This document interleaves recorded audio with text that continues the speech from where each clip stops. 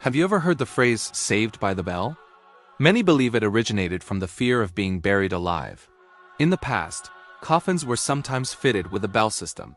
So, if someone woke up underground, they could ring a bell on the surface to signal for help. It's a terrifying thought, isn't it? Well, today I'm going to tell you a story that's even more chilling. A tale that blurs the line between life and death. It's the incredible true story of a woman who lived once, but was buried twice. Our story begins in the year 1705 in Lurgan, Ireland. A woman named Marjorie McCall fell gravely ill with a fever. In those days, medical knowledge was limited, and fevers could be deadly and highly contagious. To prevent the disease from spreading, Marjorie was declared dead and buried with haste in Schenkel Cemetery. Her family was heartbroken. Her husband, John, was particularly distraught. Marjorie was buried wearing a very expensive and beautiful ring, a piece of jewelry John had given her. Before the burial, he tried to remove it as a final keepsake, but her fingers had swollen so much from the illness that it was impossible to slide off. With a heavy heart, he left it on her hand, and Marjorie was laid to rest. Now, an expensive ring on a freshly buried body? That's like a dinner bell for a certain kind of criminal. The 18th century was rife with poverty, and grave robbing was a grim but common way for desperate people to make a living. They would steal jewelry, clothes, and sometimes even the bodies themselves to sell to medical schools for dissection. And Marjorie's grave, with its fresh soil and the rumor of a valuable ring, was an irresistible target. That very same night, under the cloak of darkness, two grave robbers crept into Schenkel Cemetery. They found Marjorie's new grave easily. The earth was still loose and freshly turned. Working quickly and quietly, they dug until their shovels hit the wooden coffin. With crowbars, they pried open the lid, revealing Marjorie's still form. They saw the ring glinting in the moonlight on her finger. It was just as beautiful and valuable as they had hoped. But just like her husband, they couldn't get it off. The swelling was too severe.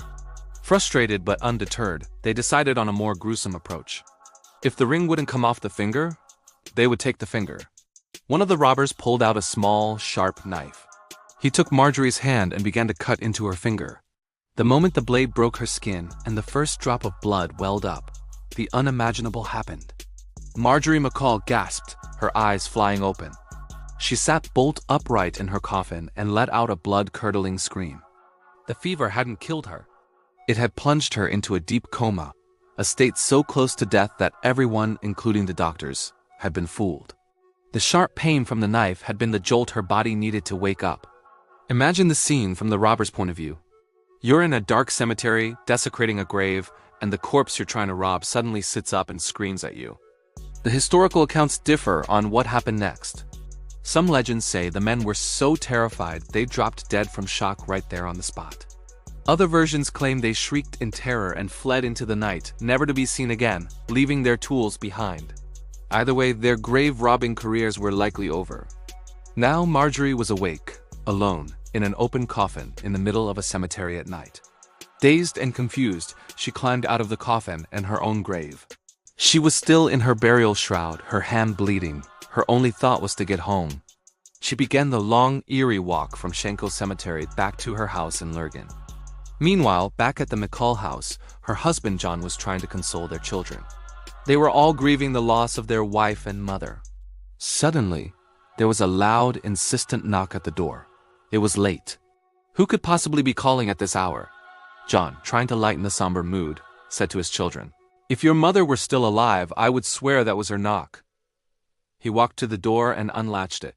Standing on the doorstep was his wife, Marjorie. She was pale and disheveled, dressed in her burial clothes, with a bloody hand and dirt clinging to her shroud. The sight was too much for John McCall. He saw what he could only process as his wife's ghost, returned from the grave. His eyes went wide, he let out a gasp, and he collapsed onto the floor, dead from the shock. The irony of this story is truly staggering. Marjorie, who had been pronounced dead, had returned to life, only for her return to cause the very real death of her husband. Fate had a final twisted joke to play. The coffin that had been intended for Marjorie, the one she had just vacated, was now used to bury John. He was laid to rest in the very grave that had been dug for his wife. So what happened to Marjorie? She went on to live a long and full life. She eventually remarried and even had more children. She became a local legend, the woman who came back from the dead. When she finally did pass away for good, many years later, she was buried back in the very same place, Schenkel Cemetery in Lurgan. If you visit the cemetery today, you can still find her tombstone. It's a simple stone, but it bears an epitaph that perfectly captures her extraordinary tale. It reads, "Lived once, buried twice." This inscription ensures that the incredible story of Marjorie McCall, the woman who woke up at her own funeral, will never be forgotten. It's a powerful reminder that sometimes the strangest stories are the truest ones. Thank you so much for watching. If you found this story as fascinating as I did, please hit that like button and subscribe for more incredible tales from history. And let me know in the comments, what's the most unbelievable historical story you've ever heard? I'd love to read them. See you in the next video.